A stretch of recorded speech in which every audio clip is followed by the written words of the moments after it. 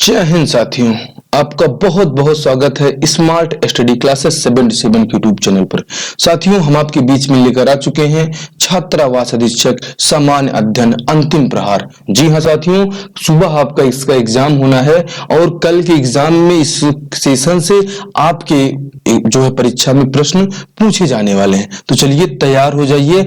आप आखिरी रिवीजन हमारे साथ करने वाले हैं पेपर 1 छात्रावास अधीक्षक छत्तीसगढ़ का सामान्य अध्ययन के साथ साथ इतिहास, जनजातियां, करंट अफेयर और भूगोल के प्रश्न आप हमारे साथ देखने वाले हैं। साथियों, बहुत महत्वपूर्ण प्रश्न होंगे।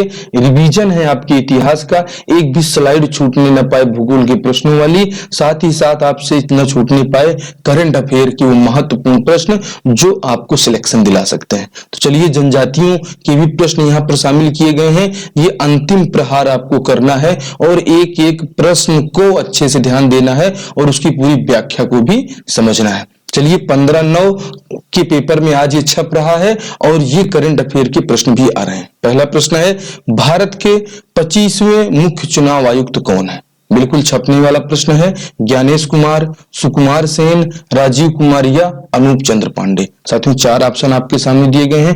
थोड़ा सा सोचिए कि भारत के 25वें मुख्य चुनाव आयुक्त कौन है जो आज आपके पेपर में छप रहे हैं। ऑप्शन डी सही हो जाता है, राजीव कुमार को याद रखिएगा, 25वें मुख्य चुनाव आयुक्त हैं। साथियों, आप अपने जितने भी साथियों का सिलेक्शन चाहते हैं उन सभी को इस सेशन को शेयर कर दीजिए। आप यहाँ देख रहे हैं, इसकी व्याख्या भी आपको देखना है कि निर्वाचन आयोग की स्थापना जो है 25 जनवरी 1950 को हुई थी। मतदाता जनवरी, ये जो राष्ट्रीय मतदाता दिवस है साथियों, 25 जनवरी को इसी उपलक्ष्य में मनाया जाता है कि हमारे जो है यहाँ पर निर्वाचन आयोग की स्थापना हुई थी साल 1950 में। साथियों, भारत के पहले मुख्य चुनाव आयुक्त सुकुमार सेन थे।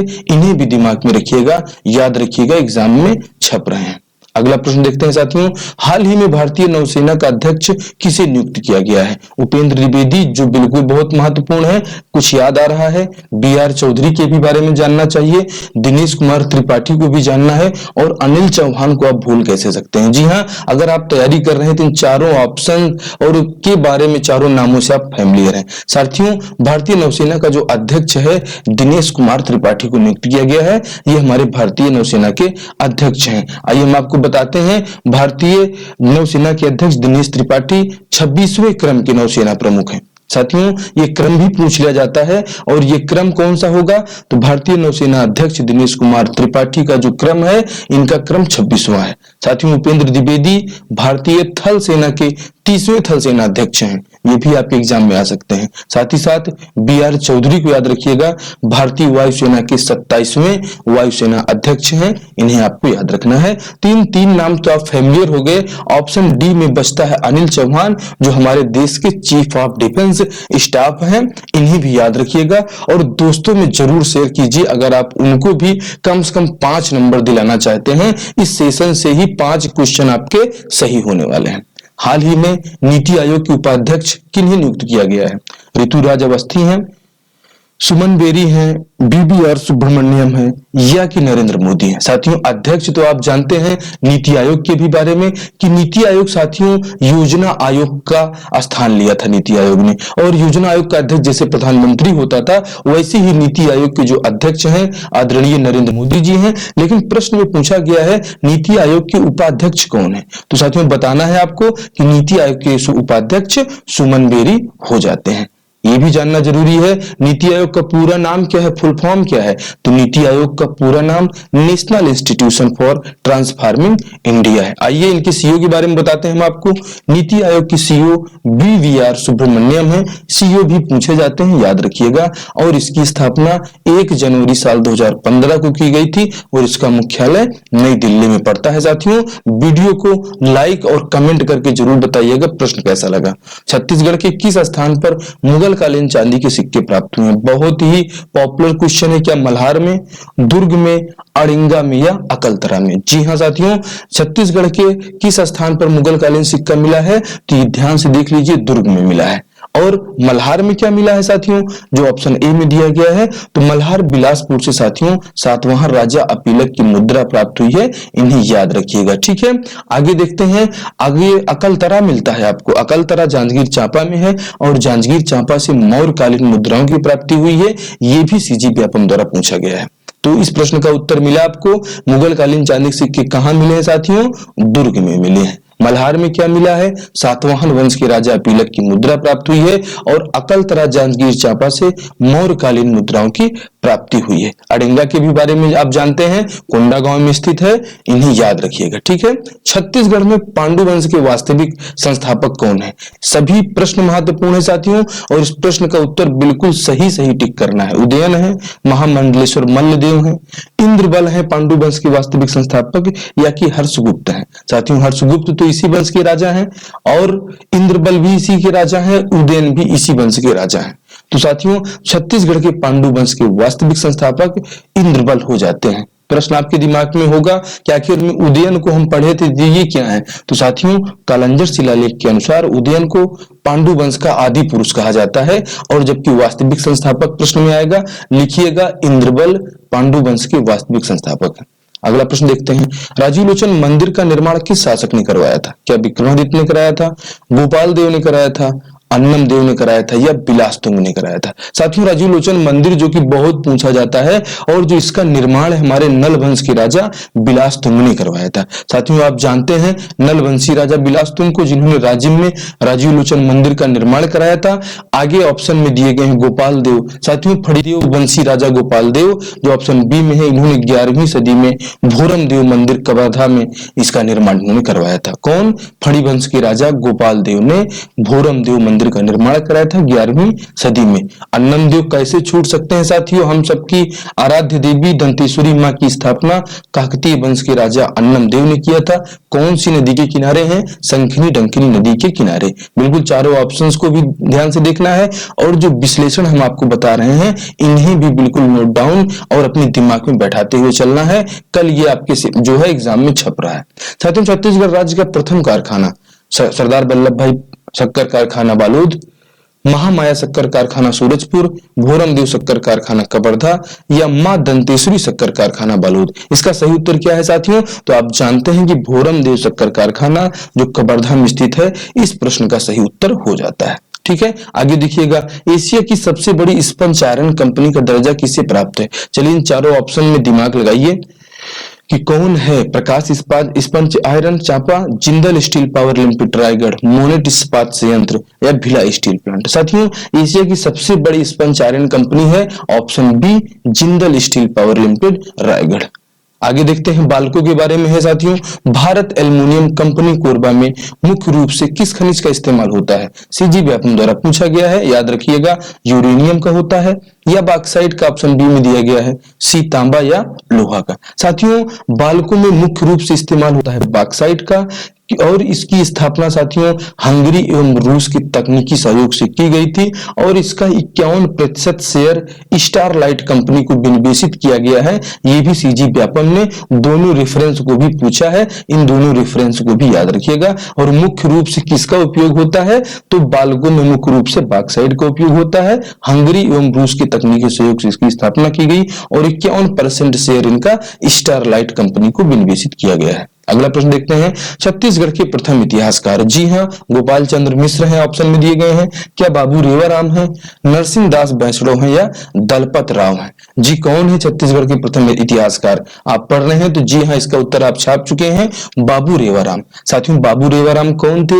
ये एक मराठा कालीन कवि थे, मराठों के समय इन्होंने अपनी कविता लिखा, और इनकी रचनाएं बहुत प्रसिद्ध हैं जो आपके एग्जाम में पूछी जा सकती हैं। तारीख ए है वंशी, याद रखिएगा बाबू रेवाराम ने लिखा है, एग्जाम में आएगा। रामाश्वमेघ किसने लिखा है? बाबू रेवाराम ने लिखा है। गंगा लहरी किसने लिखा है? बाबू रेवाराम ने लिखा है। और विक्रम विलास, इन चारों रचनाओं में से साथियों इनके संबंध में एक प्रश्न आपके एग्जाम में छपने वाला है, कल स्क्रीनशॉट लेके भेजिएगा। कलिकाल नामक रचना के लेखक कौन है? बहुत महत्वपूर्ण है, और जैसे ही आप लोग का पेपर हो जाता है साथियों, लास्ट में हमने अपना व्हाट्सएप नंबर भी दिया है, तो आपको इस अपने प्रश्न पत्र को भी हमारे व्हाट्सएप पर भेजना है। कलिकाल नामक रचना के लेखक कौन है साथियों? चारों ऑप्शन आपने देख लिया है। इन चारों ऑप्शन में जो इसके कलिकाल नामक रचना के लेखक हो जाते हैं वो हो जाते हैं साथियों लोचन प्रसाद पांडे। लोचन प्रसाद पांडे एक बेहद ही प्रतिभाशाली लेखक जो छत्तीसगढ़ के प्रथम नाटककार भी माने जाते हैं, और इन्हीं की रचना है साथियों कौन सी, कलिकाल को आप याद रखिएगा। अगला आपसे जो पूछा जाने वाला है आपके एग्जाम में, छत्तीसगढ़ के प्रबंध प्रथम निबंधकार कौन है।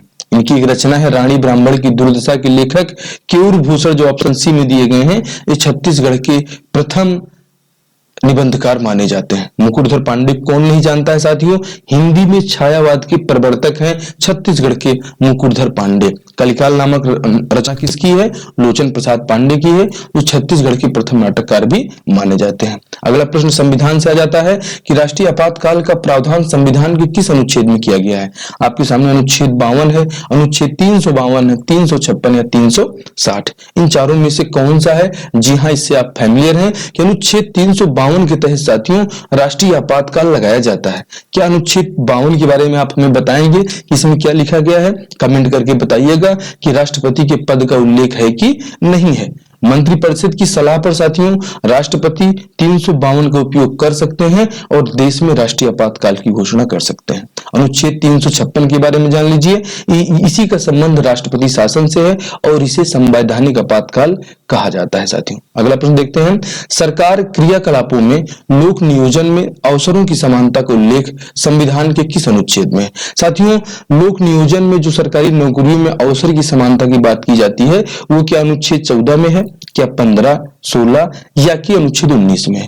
तो जो इस प्रश्न का सही उत्तर हो जाता है साथियों कि अनुच्छेद 16 ये कहता है कि लोक नियोजन में अवसर की समानता है और सभी के लिए अवसर समान है, लेकिन आरक्षण जो होता है ये आरक्षण अपवाद स्वरूप दिया जाता है। अनुच्छेद 14 भी देख लेते हैं साथियों, एग्जाम में छप सकता है। विधि के समक्ष समानता एवं विधि का समान संरक्षण का उल्लेख अनुच्छेद 14 में दिया गया है। अनुच्छेद 15 कहता है केवल धर्म, मूल वंश, लिंग, जाति या जन्म स्थान के आधार पर प्रतिषेध नहीं किया जाएगा।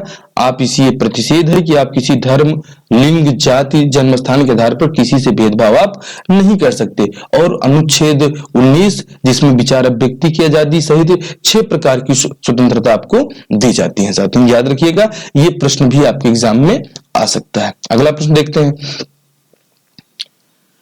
अगला प्रश्न अति महत्वपूर्ण है साथियों, ये 14 नंबर ही प्रश्न था। अगला प्रश्न देखिए, भारत की सबसे लंबी तटरेखा किस राज्य के साथ लगती है। आंध्र प्रदेश के साथ, तमिलनाडु के साथ, गुजरात के साथ या गोवा के साथ। चारों ऑप्शन महत्वपूर्ण है, ध्यान से देखना है आपको कि भारत की सबसे लंबी तटरेखा किस राज्य के साथ लगती है, तो लगती है साथियों गुजरात के साथ। याद रखिएगा सर्वाधिक तटीय सीमा रेखा वाला भारत का राज्य गुजरात है, जबकि सर्वाधिक तटीय सीमा रेखा वाले राज्यों में आंध्र प्रदेश दूसरे स्थान पर है। दोनों को आपको याद रखना है। भारत की सबसे लंबी तट रेखा जो समुद्र से लगा, जो पानी से, जो समुद्र से लगी हुई रेखा है उसी को तटीय रेखा कहा जाता है, और भारत की सबसे लंबी तटीय रेखा गुजरात की है। दूसरे स्थान पर आपका आंध्र प्रदेश आ जाता है। तो इस प्रश्न का उत्तर क्या है, ऑप्शन सी गुजरात। साथियों पाक जल संधि किन दो देशों के मध्य है, भारत पाकिस्तान के मध्य, भारत म्यांमार के मध्य, भारत श्रीलंका के मध्य या भारत चीन के मध्य। तो साथियों पाक जैसा कि नाम से बहुत लोग अंदाजा लगा सकते हैं कि पाकिस्तान के साथ होगी, तो जी नहीं, ये संधि साथियों भारत एवं श्रीलंका के मध्य है। आप जानते हैं कि पाक जल संधि मन्नार की खाड़ी और पाक की खाड़ी को आपस में जोड़ता है, जो भारत एवं श्रीलंका के मध्य सीमा का भी काम करती है। पाक जल संधि याद आ गया, पाक जल संधि भारत और श्रीलंका के बीच में, आप याद रखिएगा, 2 खाड़ियों को जोड़ती है, जिसे मन्नार की खाड़ी कहते हैं और पाक की खाड़ी श्रीलंका वाली, से आप याद रखिएगा। ठीक है, आगे बढ़ते हैं। भारत और म्यांमार के मध्य अराकान की पहाड़ियां जो है साथियों ये सीमा बनाती हैं, ये एग्जाम में पूछा गया है, याद रखिएगा। अगला प्रश्न देखते हैं, भारत में म्यूचुअल फंड का नियंत्रण किसके द्वारा किया जाता है। आरबीआई करती है, सेबी करता है, एसबीआई करती है या भारत सरकार। आप जानते हैं कि म्यूचुअल फंड का नियंत्रण किसके द्वारा किया जाता है, सेबी का, सेबी के द्वारा। और सेबी का फुल फॉर्म आप जानते हैं security exchange board of India हो जाता है। हमारे शरीर की सबसे छोटी कोशिका कहां पाई जाती है, हृदय में, किडनी में, कान में या मस्तिष्क में। कंफ्यूज नहीं होना है, बिल्कुल कंफ्यूजन वाला क्वेश्चन है साथियों। हमारे शरीर की सबसे छोटी कोशिका कहां पाई जाती है, ध्यान से देखिएगा, ऑप्शन बी सही हो जाएगा, किडनी में। आप कहोगे भाई कान में भी तो मिलती है, तो कान वाली बात नहीं कर रहे हैं हम, सब शरीर की सबसे छोटी कोशिका की बात कर रहे हैं साथियों। जो हमारे शरीर की सबसे छोटी कोशिका का नाम नेफ्रॉन होता है और ये किडनी में पाई जाती है, ऑप्शन बी आपका सही हो जाएगा। और हमारे शरीर की सबसे लंबी तंत्रिका जो है वो कोशिका होती है, इसे भी याद रखिएगा। सबसे छोटी कोशिका नेफ्रॉन होती है जो किडनी में होती है, और सबसे लंबी तंत्रिका जो होती है उसे कोशिका ही कहा जाता है। अगला प्रश्न देखते हैं, जड़त्व का नियम किसने दिया था? बिल्कुल डार्विन ने दिया था, गैलीलियो ने दिया था, मेंडल ने दिया था, या जेम्स वाट ने दिया था? बिल्कुल बताइएगा जड़त्व का नियम क्या है, इसको भी हम आपको बताएंगे। और जड़त्व का नियम दिया किसने था साथियों? तो गैलीलियो की दूरबीनें आप बहुत देखते हैं, तो गैलीलियो ने साथियों जड़त्व का नियम दिया था। है क्या जड़त्व का नियम? जब कोई पिंड स्थानांतरित गति कर रहा हो तो वह गतिशील ही रहेगा। जब कोई पिंड स्थानांतरीय गति कर रहा हो तो वह गतिशील रहेगा, और यदि कोई पिंड विरामावस्था में है तो वह विरामावस्था में ही रहेगा जब तक कि उसमें कोई बाह्य बल न लगाया जाए। यही है साथियों गैलीलियो का जड़त्व का नियम, जिसे गैलीलियो ने दिया था। ऑप्शन बी आपका सही हो जाएगा। जड़त्व का नियम ये पूछा जाता है। ठीक है, आगे बढ़ते हैं। भारत का पहला नाभिकीय विद्युत संयंत्र कहां स्थापित किया गया है? बिल्कुल बहुत डायरेक्ट क्वेश्चन है, और ये इसका आंसर हो जाता है महाराष्ट्र में। आप जानते हैं भारत का पहला नाभिकीय विद्युत संयंत्र का नाम तारापुर विद्युत संयंत्र है, जो महाराष्ट्र में स्थित है। साथियों प्लासी का युद्ध कब लड़ा गया था? बिल्कुल एग्जाम में आ सकता है। क्या 23 जून 1757, 23 जून 1758, 23 जून 1857 या 23 जून 1947? आप जानते हैं कि 23 जून को तो लड़ा ही गया है, और ये साथियों युद्ध लड़ा गया था 23 जून 1757 को। प्लासी का युद्ध ब्रिटिश ईस्ट इंडिया कंपनी एवं बंगाल के आखिरी नवाब सिराजुद्दौला के मध्य लड़ा गया था, ये भी पूछा जाता है। और प्लासी के युद्ध में ब्रिटिश ईस्ट इंडिया कंपनी का नेतृत्व रॉबर्ट क्लाइव कर रहा था, जो विजेता भी था। और ये प्लासी की लड़ाई तो भारत में एक माइल ऑफ स्टोन मानी जाती है अंग्रेजों की शासन सत्ता को स्थापित करने में। चलिए अगला प्रश्न देखते हैं। सूरत की संधि अंग्रेजों और किसके मध्य हुई थी? रघुनाथ राव के बीच में, बालाजी बाजीराव, नारायण राव या शिवाजी? तो साथियों सूरत की जो संधि हुई थी रघुनाथ राव के साथ हुई थी। कब हुई थी? 6 मार्च 1775 को सूरत की संधि रघुनाथ राव और अंग्रेजों के बीच में हुई थी। इन्हें आप याद रखिएगा। साथियों पानीपत की तीसरी लड़ाई निम्नलिखित में से किसके किसके मध्य लड़ी गई थी? क्या इसमें सिख और अंग्रेज थे? अकबर हेमू के मध्य, पृथ्वीराज चौहान और मोहम्मद गोरी के मध्य, मराठा साम्राज्य अहमद शाह अब्दाली के मध्य? साथियों पानीपत की जो तीसरी लड़ाई है ये ऑप्शन डी आपका इसमें सही हो जाएगा। मराठा साम्राज्य और अहमद शाह अब्दाली इसका सही उत्तर हो जाता है। साथियों आप जानते हैं कि 14 जनवरी 1761 को मराठा और अफगानिस्तान के राजा अहमद शाह अब्दाली के मध्य ये लड़ाई हुई थी, जिसमें मराठे हार गए थे। अगला प्रश्न आपके बीच में आ चुका है। वायसराय की कार्यकारी परिषद में सम्मिलित होने वाला प्रथम भारतीय कौन था? तेज बहादुर सप्रू, सत्येंद्र प्रसाद सिन्हा, सैयद अली या सुभाष चंद्र बोस? तो इसका सही उत्तर हो जाता है साथियों कार्यकारिणी परिषद में सम्मिलित होने वाले प्रथम भारतीय सत्येंद्र प्रसाद सिन्हा थे। निम्न में से किस गवर्नर जनरल ने दिसंबर 1829 में सती प्रथा खिलाफ कानून बनाया था?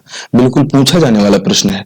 क्या लॉर्ड कैनिंग ने बनाया था, डलहौजी ने, लॉर्ड विलियम बेंटिंग ने? ऑप्शन डी वारेन हेस्टिंग ने। तो साथियों इसका जो सही उत्तर हो जाता है लॉर्ड विलियम बेंटिंग ने ये जो है साथियों कानून बनाया था। सती प्रथा के खिलाफ राजा राम मोहन राय ने जमकर आवाज उठाई, जिनके प्रोत्साहन से लॉर्ड विलियम बेंटिंग ने 1829 में सती प्रथा के खिलाफ साथियों कानून लाकर इसे अवैध घोषित कर दिया था। तो सती प्रथा के खिलाफ कानून बनाने वाला शासक कौन है? लॉर्ड विलियम बेंटिंग को याद रखिएगा। रायपुर षड्यंत्र केस के प्रमुख नेता कौन थे? ठाकुर रामकृष्ण सिंह, परसराम सोनी, त्रेतानाथ तिवारी या बिलख नारायण अग्रवाल? साथियों रायपुर षड्यंत्र केस के जो प्रमुख नेता हो जाते हैं परसराम सोनी। साथियों परसराम सोनी रिवॉल्वर बनाने, बम बनाने और बुलेट की गोलियां बनाने में माहिर थे। इनकी कला के बारे में भी सीजीबी द्वारा पूछा गया, याद रखिएगा। अगला प्रश्न देखते हैं। रायपुर विद्यार्थी जुलूस के नेता कौन थे? रणबीर सिंह शास्त्री, पंडित रविशंकर शुक्ल, त्रेतानाथ तिवारी या बिलख नारायण अग्रवाल? तो साथियों इस प्रश्न का जो सही उत्तर हो जाता है इसका आयोजन रायपुर में 10 अगस्त 1942 को किया गया था, और रणबीर सिंह शास्त्री रायपुर विद्यार्थी जुलूस के नेता थे। अगला प्रश्न है साथियों, गट्टा सिल्ली जंगल सत्याग्रह कहां पर हुआ था? रायपुर में हुआ था, बिलासपुर में हुआ था, धमतरी में हुआ था या राजनांदगांव में हुआ था? चलिए इसका उत्तर बताइएगा। गट्टा सिल्ली जंगल सत्याग्रह कहां पर हुआ था? तो ध्यान दीजिएगा ये गट्टा सिल्ली जंगल सत्याग्रह साथियों धमतरी में इसका आयोजन किया गया था। ऑप्शन सी आपको सही होगा। कब हुआ था? साल 1930 में हुआ था। साथियों इसमें नारायण राव मेघावाले, छोटे लाल श्रीवास्तव, नथुजी जगदाप ने इसका नेतृत्व किया था। ये भी ध्यान दीजिएगा एग्जाम में पूछा गया है गट्टा सिल्ली जंगल सत्याग्रह। ठीक है, पॉइंट्स को भी याद रखिएगा। संगम वंश के संस्थापक कौन माने जाते हैं? खिज्र खां, आप जानते हैं किस वंश के संस्थापक थे? सैयद वंश के। हरिहर बुक का बाबर या कि कुतुबुद्दीन ऐबक। साथियों आप जानते हैं गुलाम वंश के संस्थापक के रूप में कुतुबुद्दीन ऐबक को, मुगल वंश के संस्थापक बाबर को मुगल वंश के रूप में, ठीक है। और हरिहर बुक का साथियों संगम वंश के संस्थापक हो जाते हैं, इन्हें ध्यान दीजिएगा। अगला प्रश्न देखते हैं, बहमनी साम्राज्य के किस शासक ने अपनी राजधानी परिवर्तन किया था? अलाउद्दीन बहमनी शाह ने, आदिल शाह ने, चांद बीबी ने या महमूद शाह ने? तो साथियों बहमनी साम्राज्य के किस शासक ने? तो इसका सही उत्तर हो जाता है महमूद शाह। महमूद शाह ने साथियों अपनी राजधानी को गुलबर्ग से बीदर में स्थानांतरित किया था। याद रखिएगा ये प्रश्न पूछा गया है। और बहमनी के वजीर महमूद गवान ने साथियों एक बीदर कॉलेज की स्थापना की थी। इसको भी सीजी व्यापक में पूछा है। दोनों पॉइंट्स को याद रखिएगा, आपके एग्जाम में आने की पूरी संभावना है। अगला प्रश्न देखते हैं, जौनपुर में स्वतंत्र सरकी साम्राज्य या सरकी राजवंश की स्थापना किसने किया था? मलिक सरोवर, राणा कुंभा, महाराणा प्रताप या कृष्णदेव राय? साथियों बहुत महत्वपूर्ण प्रश्न है और इसका उत्तर भी आपको महत्वपूर्ण तरीके से देना चाहिए। साथियों दिल्ली सल्तनत की कमजोरी का लाभ उठाकर मलिक सरोवर नामक एक हिजड़े ने सरकी राजवंश की स्थापना जौनपुर में किया था और इसीलिए पूछा जाता है साथियों, ऑप्शन ए आपका सही हो जाएगा। जौनपुर में स्वतंत्र सरकी राजवंश की स्थापना मलिक सरोवर ने किया था जो एक हिजड़ा था। साथियों यदि दो समतल दर्पण एक दूसरे के समानांतर रख दिए जाएं तो प्रतिबिंबों की संख्या कितनी होगी? एक बनेगा, दो बनेगा, तीन बनेगा, एक बनेगा या अनंत बनेंगे? बिल्कुल इसका उत्तर जो है व्यापम का अगर आपने ओल्ड पेपर भी देखा है तो ये व्यापम पूछता है। और अनंत जो है इसके चित्र बनने वाले हैं, अनंत प्रतिबिंब बनेंगे जब आप दो समतल दर्पण को एक दूसरे के समानांतर रख देंगे तब। अगला प्रश्न देखते हैं, परलकोट विद्रोह के नेता नेतृत्वकर्ता कौन थे? गेंद सिंह थे, दलगंजन सिंह थे, रुद्र प्रताप देव थे या गुंडाधुर? बिल्कुल अंतिम प्रहार है साथियों, फाइनल सेशन जरूर देखिएगा, अपने दोस्तों में जम के इसको शेयर कीजिएगा अगर उनके 5 नंबर कम से कम बढ़वाने हैं तो। चलिए देखते हैं, परलकोट की विद्रोह जो हुआ था साथियों उसके नेतृत्वकर्ता हो जाते हैं गेंद सिंह। गेंद सिंह कौन थे साथियों? परलकोट के जमींदार गेंद सिंह साथियों अबूझ माड़ियों के लिए एक ऐसे संसार की रचना करना चाहते थे जहां कोई शोषण ना हो। इन्हें 20 जनवरी 1825 को फांसी दे दी गई थी हमारे जो है परलकोट के जमींदार गेंद सिंह को, और ये गेंद सिंह साथियों इसमें शहीद हो जाते हैं। ये आपसे प्रश्न में पूछा जाता है। आगे देख रहे हैं, दलगंजन सिंह ने साथियों तारापुर विद्रोह का नेतृत्व किया था, इनके बारे में भी पूछा जाता है। और गुंडाधुर साथियों ये नेतानार के जमींदार थे जिन्होंने भूमकाल विद्रोह का नेतृत्व साल 1910 में किया था। ये अंतिम प्रहार साथियों आपको कैसा लगा जरूर बताइएगा। और चैनल को अभी तक आपने लाइक नहीं किया, सब्सक्राइब नहीं किया, शेयर नहीं किया तो स्मार्ट एचडी क्लासेस 77 को शेयर कीजिए। और पीडीएफ साथियों अगर आपको चाहिए तो इसका पीडीएफ भी आपको हम देंगे। क्या लिखना है? एसएससी 77 लिखना है। और आपका जैसे पेपर खत्म होता है आप इस व्हाट्सएप नंबर पे अपने इस पेपर को जरूर हमको व्हाट्सएप करेंगे, ठीक है साथियों? आपके व्हाट्सएप का इंतजार रहेगा। और ये अंतिम प्रहार कैसा लगा, आपने इसको नहीं देखा है तो जरूर देख लीजिएगा, ये अपने दोस्तों को शेयर कीजिएगा। और किसी भी परीक्षा में अगर आप बैठ रहे हैं तो इसको देख के जाएंगे तो यहां से प्रश्न आपके एग्जाम में जरूर मिलने वाले हैं। तो छात्रावास अधीक्षक वालों के लिए ये अंतिम प्रहार साथियों कैसा रहा बिल्कुल कमेंट करके जरूर बताइएगा। आपसे मिलते हैं अगले सेशन में। जय हिंद, जय भारत।